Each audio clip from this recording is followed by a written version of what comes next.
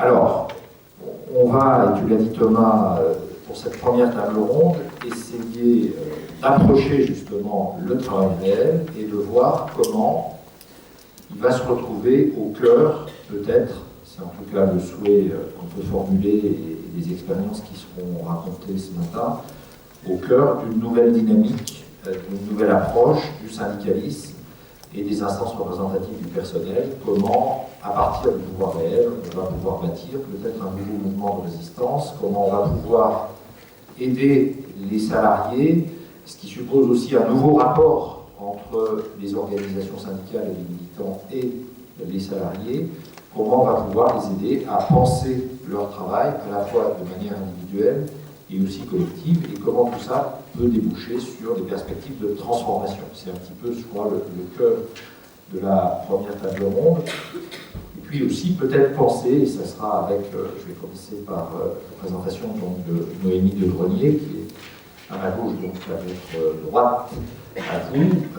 qui est co-dirigeante de Copanam, qui est une SCOP, Société coopérative de production ouvrière, et qui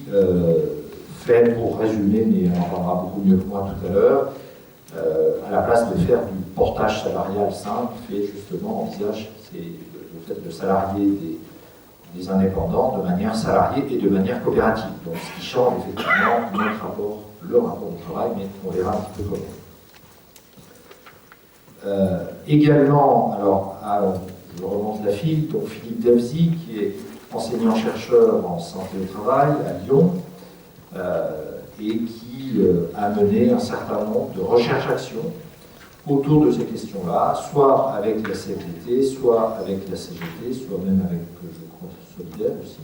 en tout cas des réflexions sur ces questions, et donc qui un peu essaiera de dresser le bilan de toutes ces recherches-actions, avec des perspectives méthodologiques justement pour essayer de voir comment on va transformer cette relation au travail, ces rapports au travail et ces rapports entre les syndicalistes, les militants, les représentants du personnel et les salariés. Laurence Théry, qui est directrice de l'ARACT Hauts-de-France, l'Association régionale pour l'amélioration des conditions de travail de Hauts-de-France, la nouvelle grande région Nord, qui était, dans une vie antérieure, secrétaire confédéral de la CFDT et qui, à ce titre, a mené tout un chantier autour de ce qu'on a appelé le travail intenable, qui a donné lieu à un ouvrage, Le travail intenable, qui a coordonné. Et ça a été une des premières expériences qui a été menée d'ailleurs avec Philippe Delzy sur un certain nombre de chantiers dans différentes régions et différentes branches professionnelles, où comment on essaye d'amener des militants, des représentants du personnel à travailler sur ces questions-là différemment de ce qui se fait traditionnellement. Et puis Éric Benel, qui est porte-parole de Solidaire, et qui, je pense, son organisation syndicale s'est justement bâtie autour de cette question de changer le rapport entre les militants et les salariés, de partir du travail réel, et donc il nous fera part aussi de ces réflexions sur cette évolution, comment il la voit, quelles perspectives elle trace, et comment il travaille sur ces questions. Voilà. Alors,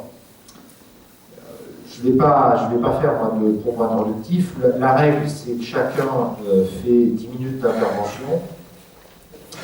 J'aime pas faire, donc ça fait, si j'ai calculé, ils sont 4, ça fait 40 minutes, donc ça fait un long tunnel pendant lequel vous allez devoir attendre patiemment avant de parler. Je sais qu'il y a des bavards dans la salle, il y a des gens qui ont envie de débattre, donc on va procéder différemment. On va entendre d'abord 2 premières interventions, puis on fera un premier débat, puis 2 interventions, puis un débat général sur l'ensemble. Voilà un petit peu comment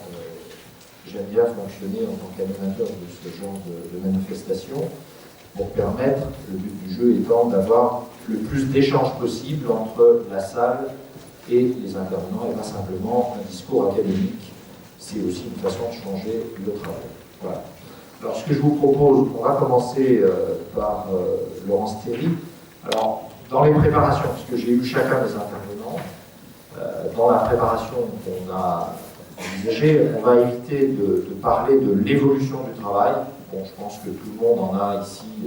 non pas une vague idée, mais une idée relativement précise. Tout le monde sait ce que c'est que l'intensification du travail. Tout le monde a pu constater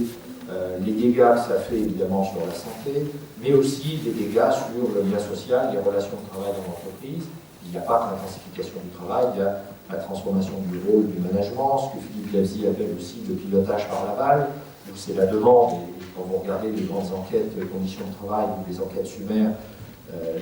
réagir à la demande instantanément, abandonner une tâche pour en reprendre une nouvelle au gré de la demande, ça fait partie justement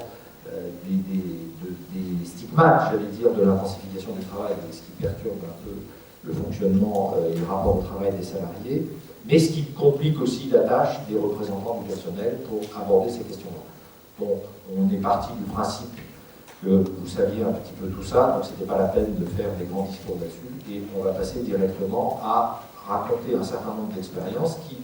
prenant compte de cette situation, de cette évolution, vont essayer de voir comment ça va transformer aussi le rapport entre les représentants du personnel, les militants syndicaux et les salariés pour aborder cette question du travail et le travail réel, puisque on y reviendra avec Philippe tout à l'heure, mais il y a toujours cette fameuse différence entre le travail prescrit et le travail réel, et comment on s'en affranchit, et comment on la travaille justement pour changer ce rapport entre le rapport des salariés de leur travail et le rapport des militants syndicaux avec les salariés.